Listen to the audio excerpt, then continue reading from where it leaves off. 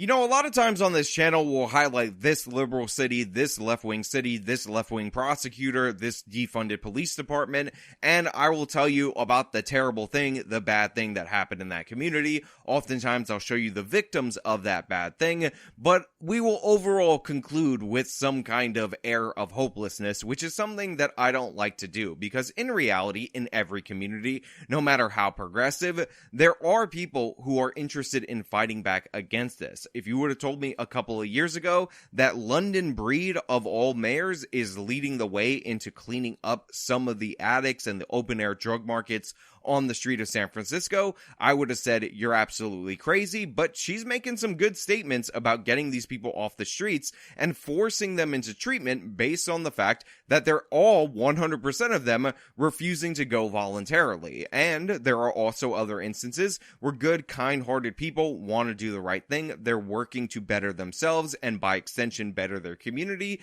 And there's also instances of a bad crime occurring where somebody could have got hurt and or killed, and a community stepping up in order to fight back. So, since I've been ragging on Oakland a lot lately, I want to give you guys a bit of a palate cleanser, which of course is the story of after a robbery of a donut shop that has been an institution in the city of Oakland, a community got together in order to do a buyout of all the items at that donut shop. Now, before we get into that, I just want to say thank you to everybody who signed up over on actualjusticewarrior.com/join. Give me the money. Give me the money, okay? And thank you to my podcast listeners, Spotify, Apple, and Google's podcasting platform. Tell stories about Oakland's violence and all these horrible things that are wrong, but there's a lot of people that love Oakland because of the wonderful things that are here. So yes, a lot of people do tell true stories about the violence and all the problems in Oakland, but there are good people there. There are people who rally around there, and this is one of the people who actually kicked off this idea of doing the buyout of this store in order to show the owner of the store that people in the community care about them, they support them, and they don't want them to be victimized by robberies. And by the way, if you had any mistaken thoughts that this was not a progressive area and these weren't progressives participating in that, this is a little child with the COVID mask in current year 2023. This segment is from a day ago. Yes, they're still doing it. Yes, they're still doing it to the children. So yeah, even though they are good in some regards and this is a wholesome story, I just want to point out that this is still happening. There are parents that are still doing this thing in current year, even though, again, even Joe Biden's like, all right, relaxed with the mask and all that right now. The overwhelming show of support for a family-owned donut shop in Oakland more than a week after the business was robbed at gunpoint. The neighborhood showed up to help them out. Now, I just want to point out something that was not stated in the way that it should have been, which is, of course, that this is called Colonial Donuts. It's been an institution for 40 years, but since it's called Colonial Donuts, I'm sure somebody's going to make the case that it's actually an evil white racist donut shop, evil white racism, and maybe they deserve to be robbed because, honestly, that was just a family trying to feed their starving kids with donuts, and that's why they stuck a gun in the woman's face and robbed her for money and didn't take any donuts. In a show of support, try the strawberry one. People spent the morning buying dozens of donuts from Colonial Donuts in Oakland. You have donut holes? Yeah, how many? Okay, we'll get a dozen. The shop is an institution on Lakeshore Avenue serving customers for 40 years. The neighbors in the area came together. I mean, neighbors that haven't even met each other came together and said, hey, let's put this on. Let's do a buyout. Look, I really like this. Everything about this screams American. You look at the people that are in there, you have people from all different backgrounds in our major metropolitan area rallying around a store that's called Colonial Donuts that's being managed by an Asian woman. On top of that, the diversity coming together in this positive way, you also have a treat that is being bought in mass by a country that is devastatingly suffering from obesity and diabetes. In every possible way, this store right here is America in the good parts of America, as well as some of the issues in America. But you know what? I'm on board for it. It's wholesome. Get those masks off those kids. But other than that, I think we should all cheer on a community coming together because they're doing so due to the fact that this poor woman was almost killed in a recent robbery. Manager Fing Yamamoto is overwhelmed by the response of support born out of an unfortunate experience. More than a week ago, Colonial Donuts was robbed at gunpoint by 3 people. You see that right there? 3 armed men, one of them immediately jumps the counter, all pointing guns at this woman behind the counter in order to rob her for whatever petty cash she would have in the donut shop. That is the value that these criminals, who by the way need to be prosecuted, place on the lives of people who run these institutions. This place has been there for 40 years. In their community. Customer Kevin Coachella bought flowers to the store after the holdup, but wanted to do more. They always say an act of kindness is powerful. I really believe that. But with all the violence going on, it sort of shakes you a bit. So I put it on next door, and we got like 500 hits, likes, all these comments. And I said, hey, would you guys be open to try to buy them out and just show them that we're here for them, despite all that has been happening at their shop or in Oakland? I mean, again, I know whenever we do a story about any left-wing city, as if crime isn't going up in other parts of the country due to some policies being instituted nationally, people will say something to the effect of they voted for it, therefore they deserve it. But seriously, take the time to look at the people that are here. They don't look like the people you envision when you think of Oaklanders. They actually seem closer to San Francisco types rather than Oakland types. But what do you see? You see colored hair. You see all the signs of left-wing. It used to be called SJWism. I guess it would be called wokeism. And they're all unifying in a way to rally around this woman. It goes across racial lines, across sexualities. It goes old and young. And this is just a wholesome moment that if we saw this in a conservative area,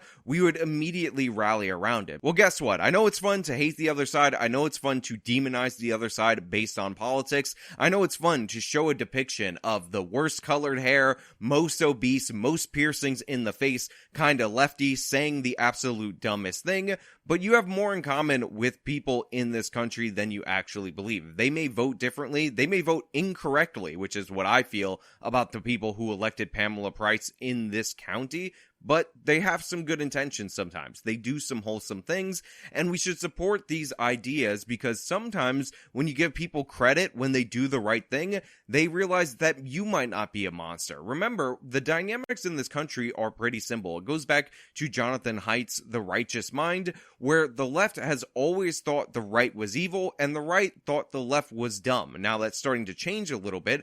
A lot of people on the right are buying into this idea that the left is evil or just as evil as the left thinks they are. But in reality, it's not healthy for this country to have people completely cut off from one another, not see each other's humanity, and not acknowledge when good things happen. I mean, you guys would all be on board to cover the drag show that would have happened in this donut shop if that's what they wanted to do.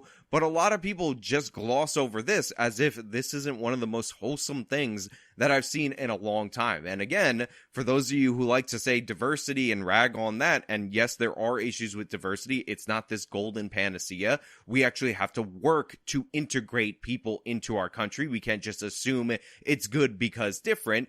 These are all kinds of people from all different walks of life that share a common interest, and that interest is, of course, obesity and diabetes. But you know what? It's something. Brenda Lee bought 4 dozen boxes of donuts and dropped them off for the staff at local animal shelters dealing with an influx of animals following 4th of July fireworks. I mean, come on. I'm accused of having the worst, smallest, evilest, blackest heart in the entire world. But when I first heard that this woman bought 4 dozen donuts, I thought that was too many. I got my cynical brain going, and then I heard that she was dropping it off for animal shelter workers who have had an influx of animals that got scared because of the fireworks, so they're working, and she thought it would be a nice treat for them. So even the buyout to help the business is also being used to help other people in the area who are also helping other people who may have lost their animals in the area. How much more chain of helpfulness, chain of wholesomeness can you possibly get before even a heart as black and as cynical as mine just grows a little bit in size in response to this? I mean,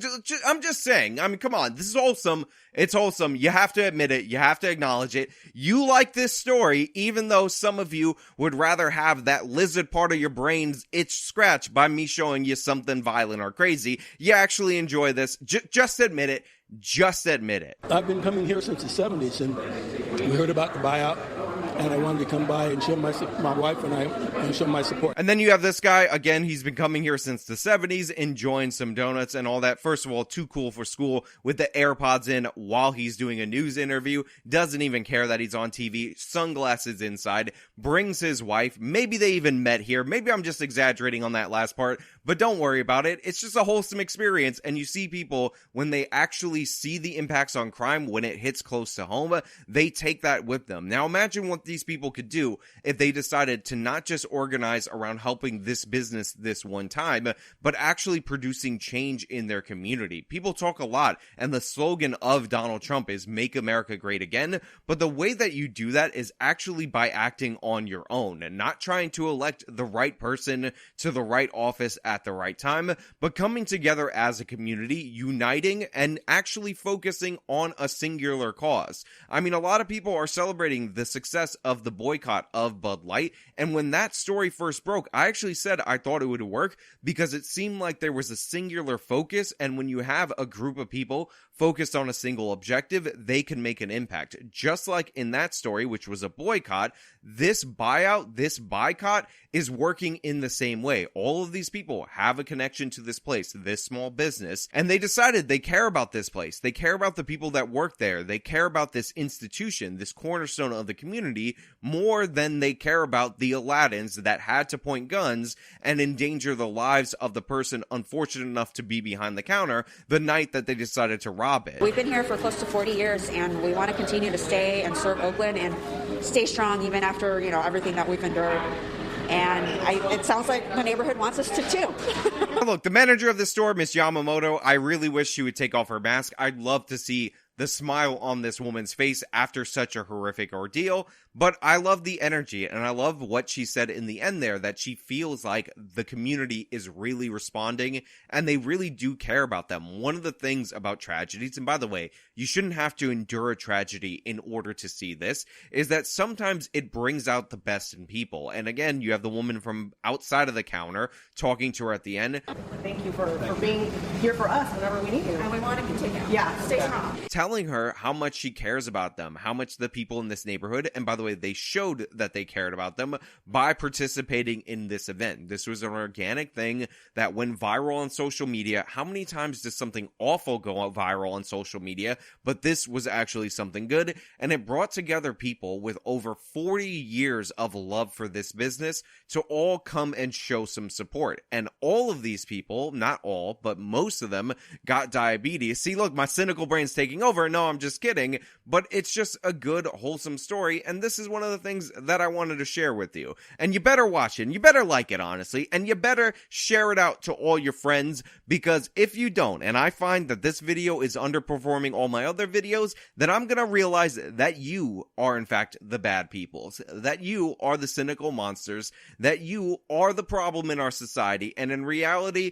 I want you to be the solution. And by the way, in reality, you guys have shown yourselves to be a good, positive solution. In every instance where there was a victim of a crime and they mentioned that they had a GoFundMe or some kind of crowdsource funding thing, you guys stepped up immediately and contributed, and I can actually see the impact of you from the moment that I published the video. So you guys are good. Not all of you. Some of you are definitely bad. You know who you are. And some of you who don't know who you are, I know who you are. You're definitely a problem. But most of you are actually quite decent. But hey, those are just my thoughts. Let me know what you think about this buyout attempt, about the community coming together, and whether or not this actually changed your perception a little bit of the people who live in these big left-wing cities. Let me know if you think you got diabetes from watching this segment, or if you thought the donuts were not that delicious, even though I think that they actually were. And if you're a crazy person, explain to me how you believe that the criminals were entitled to rob this place because they dared call themselves Colonial Donuts. All opinions